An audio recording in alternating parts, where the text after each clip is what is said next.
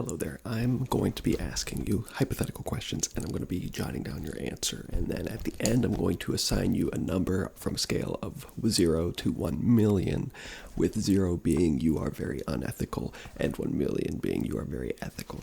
All right, so let's just get it started. All right, with a simple hypothetical.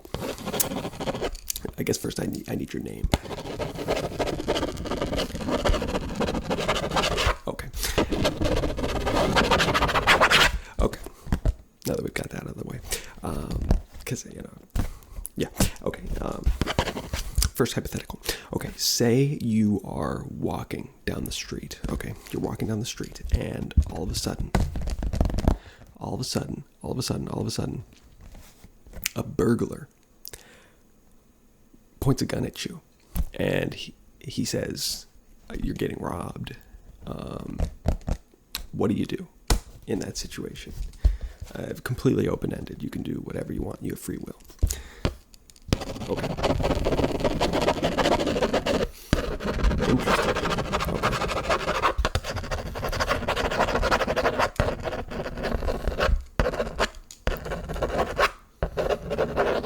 No, that makes sense. It's a pretty popular answer.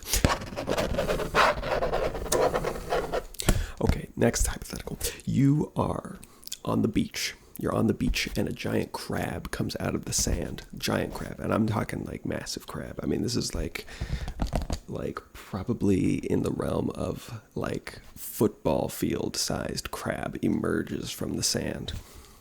But you're kind of like up, like up on the beach, like pretty far up. I'm imagining like a very tropical style beach, and there's like 2 palm trees, and you happen to be sitting on a hammock that's strung between these 2 picturesque palm trees. So like the crab is a distance from you. The crab is a distance, and but it's still a big crab. So there's there's maybe like 50 feet from you to the crab, and then the crab is big, and then there's the ocean. And in that 50 feet, there is a gathering of 13 babies. What do you do in this situation? Yeah, you're not 100% sure what the crab's intentions are. I mean, he could be evil, he could be good. You don't know at this moment, so you have to decide before you know. That's part of the hypothetical. Now, I understand that would completely change your approach, but that's kind of the idea. Okay. Really interesting. Yeah. I don't want to sway you one way or the other.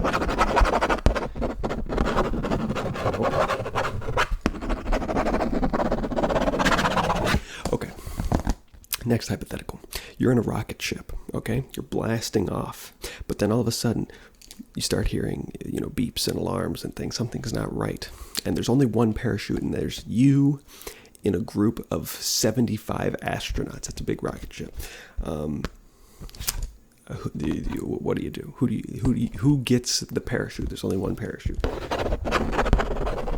Okay, so some of the other astronauts include Barack Obama.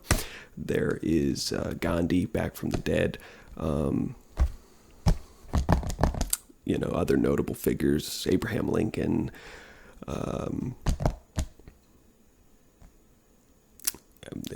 Those are the only 3 that come to mind, but there's other people.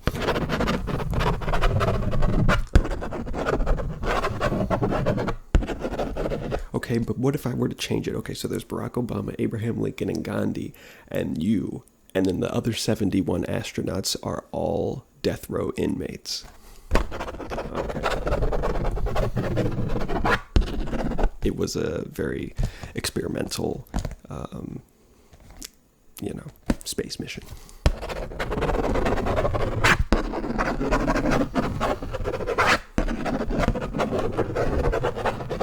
No, I understand.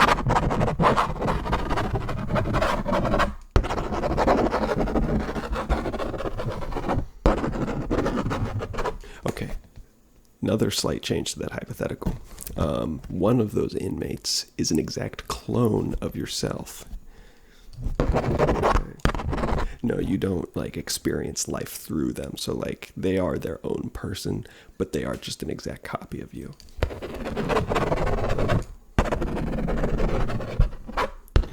And another extension to the hypothetical is that if you do allow your clone to live on, they do turn their lives around, and they stop being an inmate, a criminal, you know.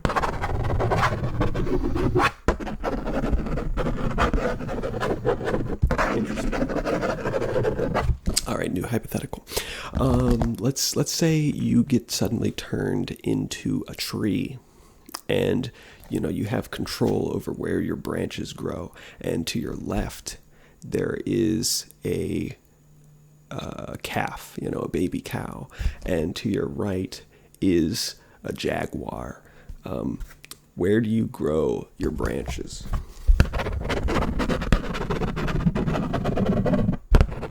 I mean, it's completely hypothetical. It's purely open-ended. You can interpret it however you want. It will, of course, affect your final score. Okay.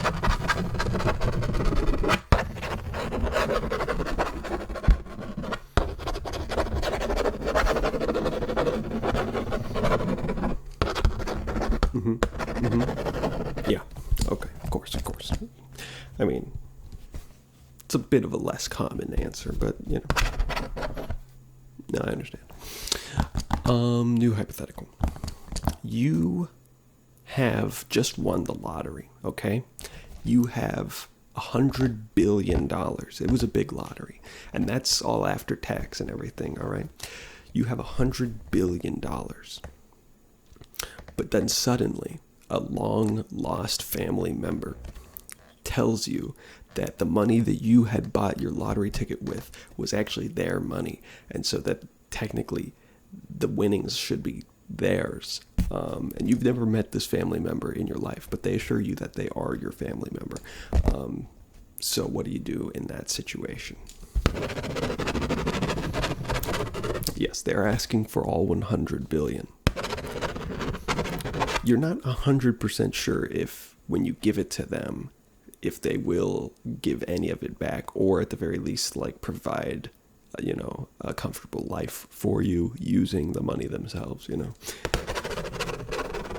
You'll just have to go off of pure, instinct. So, it's the choice is yours. Okay.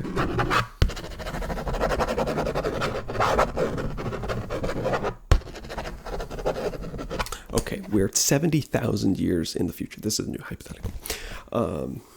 And you have been positioned at a job where you oversee the maintenance of the Dyson sphere that powers all of human civilization. Now, in front of you are 3 levers. The first lever, it destroys the entire Dyson sphere and will, completely stunt human growth and set back humanity a long ways, a very long ways. The middle lever will turn every single elephant in the universe into a crocodile. And the third lever, when you pull it, it does one of those, like a wooga horn noises. That's just all it does. Which lever do you pull? You can pull more than one.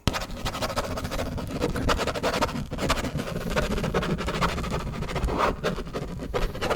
No, yeah. I mean, honestly, I kind of agree with you on this one. I'm not gonna lie.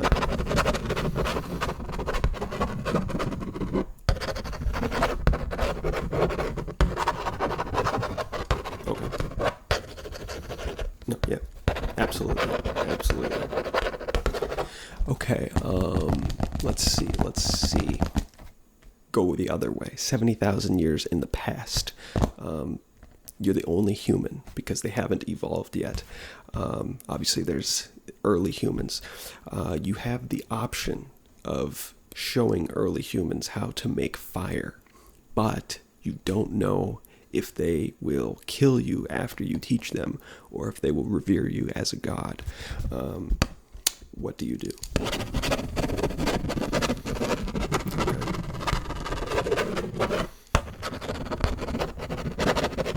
Yes, you would have the ability to accidentally injure yourself in the process of trying to make fire and forever scorn humanity into never actually making fire because everyone else would be scared of injuring themselves in the same way. Okay. No, I get it. Okay, new hypothetical. You are an amoeba. So you're a little tiny microorganism, and you are drifting through the wind, and you have the ability to contort your form in such a way that the wind currents will take you on one of three paths.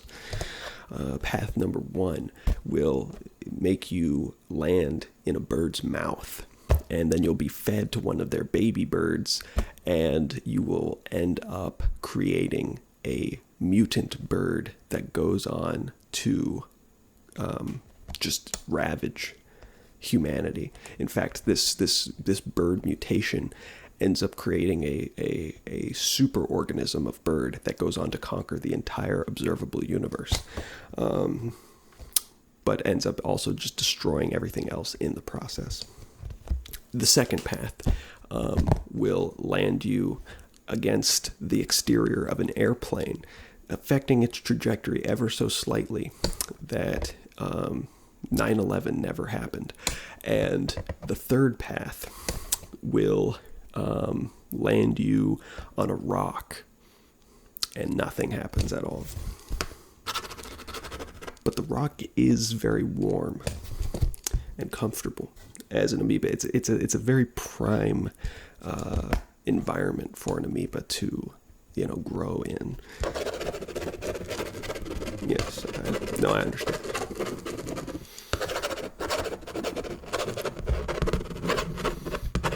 Okay. And you're sure about that? Okay. Because there's no going back. We can't go back to previous questions. Okay. No, I understand. Most people take a little bit longer to answer this one personally, but I get it. If you just know, you know. I know.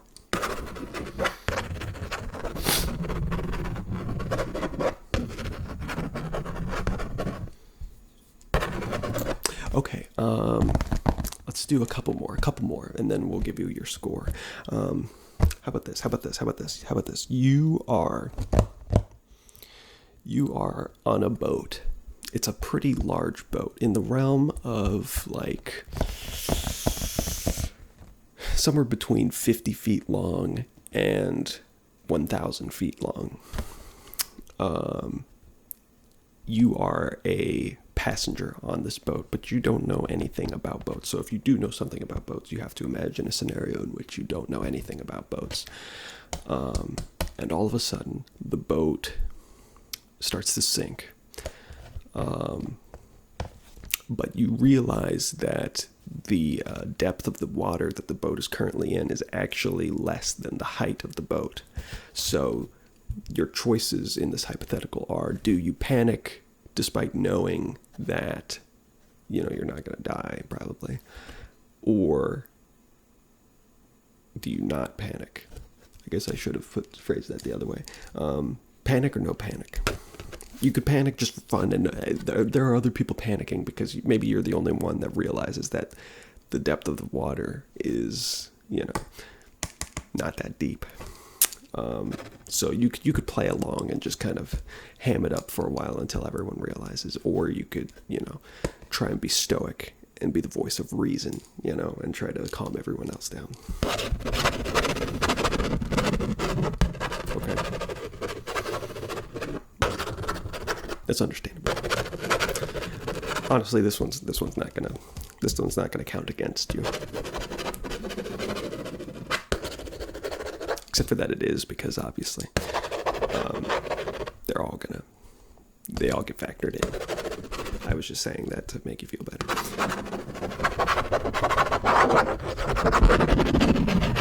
Okay, last hypothetical. You have a disease, and the disease can only be cured by, let's see, there's a video on YouTube of a guy that inhales hot dogs, like raw hot dogs, like really fast. If you look up, I don't know the name of the video, but if you look up guy inhales hot dog, it probably would come up. So go watch that video and then come back. And this hypothetical is that you have a disease, but it can only be cured if you can do what that guy does. And you have to inhale 4 hot dogs to cure the disease. How do you proceed? The disease will kill you in 1 month. So you have 1 month to live your life if you decide not to cure the disease. And you can cure it right up to the end. So you could wait the 30 days and then right at the end decide to give it a shot and, try to cure it then. But obviously if you fail, you'll have less time to like practice at that point. So yeah, what's your like schedule going to look like for that month? What are you going to try to do? Okay.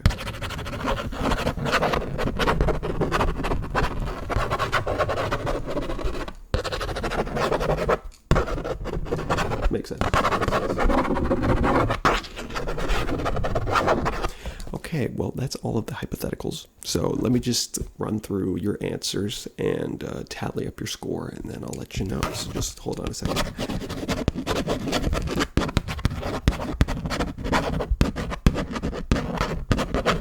Okay, so there, carry the 1. That's going to be minus that.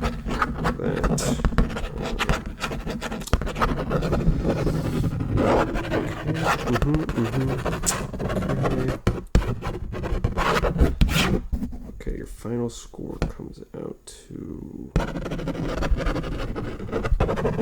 All right, on a scale of 1 to 1 million, your ethical score is 7. It's 7. You made some bad choices, I have to say. You made some bad choices.